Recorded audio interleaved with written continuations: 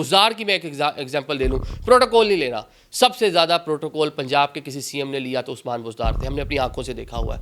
एक मिनिस्टर बने, उनके बारे में वजह शोहरत थी कि ये जनाब यूथ से ऊपर आए हैं, ये पार्टी के नज़रिए, पार्टी के कायद के नज़रिए के मुताबिक जनाब इनकी ट्रेनिंग हुई हुई है। उनका नाम था फ़ारूक हबीब, फैसलाबाद से ताल्लुक़ था।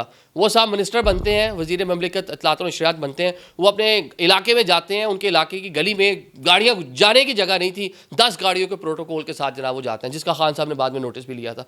तो ये माइंड सेट। अभी तलाल चौधरी को देख लें, वो वज़ीर ममलिकत बराए दाखिला बने हैं, वो 6-8 गाड़ियाँ लेके फैसलाबाद की सड़कों पे हूटर बजा के घूमते फिर रहे हैं। वो आज से मिनिस्टर बनने से हफ्ता पहले वैसे ही घूम रहे होंगे। तो चलें, आपकी ज़रूरत होगी आपके लिए 2-4 गार्ड, लेकिन 8-8 10-10 गाड़ियाँ आप लेके घूम रहे हैं। तो और सारी गाड़ियाँ, बड़ी गाड़ियाँ, पेट्रोल उसमें जला रहे हैं, और वो पेट्रोल जो हम पैसे दे के ख़रीदते हैं। आम आदमी से लेवी बढ़ा दी आपने रिलीफ देना था पिछले कुछ दिन पहले उनको, जो 7-8 रुपये कम हुए थी इंटरनेशनल मार्केट में, वो आपने कैब ख़त्म करके, आपने सारा चीज़ों को बिल्डोज करके ऑर्डिनेंस के ज़रिए जनाब वो 70 रुपीज़ की जो कैब थी उसको ख़त्म करके उसको 78 पे ले गए, और अब पता नहीं कहाँ तक लेके जाएंगे। आज़ादी आपको मिल गई है, तो जो एक आम आदमी को रिलीफ मिलना था वो नहीं दिया, लेकिन जनाब वहाँ से आपने उनकी जेब पे डाका मार दिया। तो